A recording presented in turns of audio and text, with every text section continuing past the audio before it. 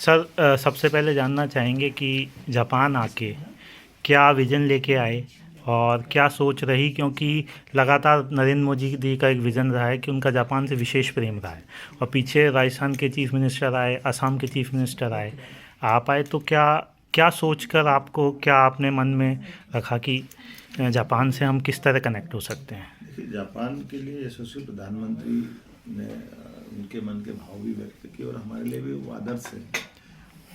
Japan की आर्थिक प्रगति, Japan के लोगों की अपने काम के प्रति शिद्दत, सदैव जापानी लोगों की अपने काम की गुणवत्ता यह सदैव आकर्षित करती रही है। जापान के जीवन में ये जो उनकी प्रतिबद्धता है, ये हमेशा दुनिया के सामने मिसाल बनती रही है। तो हम ये मान के चलते हैं कि जापान की जो अच्छाई है उसको हम सीखें, समझें, और जापान की जो कमज़ोरी है वो भी ध्यान में है। जापान आर्थिक रूप से संपन्न भले ही हो गया, लेकिन समस्या जनसंख्या की है, भविष्य की नई पीढ़ी की है।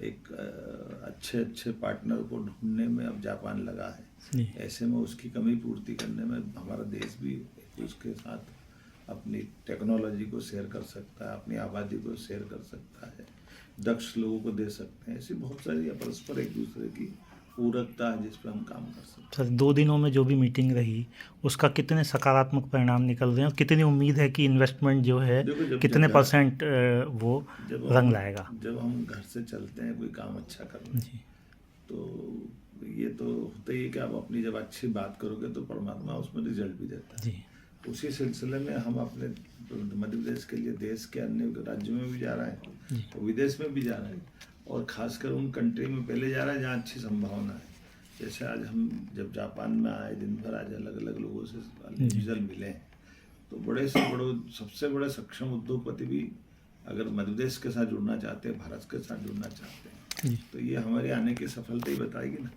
सर सभी प्रकार के लोग, अलग अलग फर्नीचर क्लस्टर में काम करने वाले लोग से लगा करके स्किल डेवलपमेंट करने वाले भी लोग मिले हैं। सर इन्वेस्टमेंट आता है तो सबसे बड़ी भाषाई समस्या आएगी, क्योंकि जापानी जो है भाषा के लिए थोड़ा सा परेशान होंगे, भारतीय भी परेशान, तो क्या सोचा कि कोई ऐसा प्रोग्राम शुरू किया जाए? शिक्षा नीति 2020 का कारण मालूम नहीं है, अगर आप ये बात करें तो। जी शिक्षा नीति 2020 जो माननीय प्रधानमंत्री जी ने लागू की, जी वो त्रिभाषा फार्मूले के आधार पर लागू की। जी तो तीसरी भाषा में अगर अब कोई बच्चा अपना जापानी ले लेता है तो उसके अपने आप में बड़ी संभावना बन जाती है कि भविष्य में रोजगार उसको मिलेगा, और ये उनकी भी समस्या हल होती है और हमारी भी समस्या हल होती है कि हमारे यहाँ लोगों को रोजगार चाहिए तो वो रोजगार ले सकते हैं, और जापानी लोगों की दिक्कत है, उनकी संख्या की, आबादी की दिक्कत है, तो वो उसमें मददगार हो सकते हैं। सर जैपनीज़ जोन बनाने का कितना विचार है, क्योंकि हरियाणा से चल के जैपनीज़ जोन राजस्थान आया, राजस्थान से फिर आगे निकल के गुजरात गया, तो क्या मध्य प्रदेश नेक्स्ट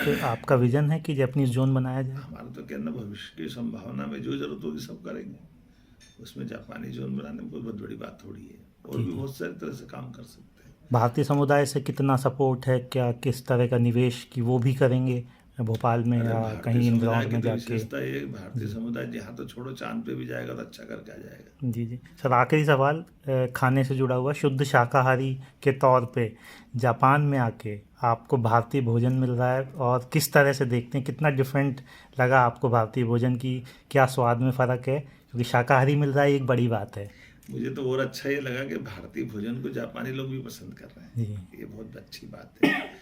और धीरे धीरे करके जैसे देश के प्रति लोगों की जिज्ञासा बढ़ रही है, भारतीय जीवन शैली से आनंद आ रहा है, ऐसे निरामिष सामिष का जो अंतर समझ में आ रहा लोगों को, जैसे शाकाहारी होने का जो मज़ा आ रहा लोगों को, उससे हम निश्चित रूप से गौरवान्वित होते हैं। जो कम मिर्च मसाले के आधार पर भी हम अपने जीवन में बहुत आनंद के साथ बगैर वाइन के भी ज़िंदगी जी सकते हैं। जापान से सर क्या सौगात लेके जाएंगे, क्या लेके आए? आखिरी सवाल।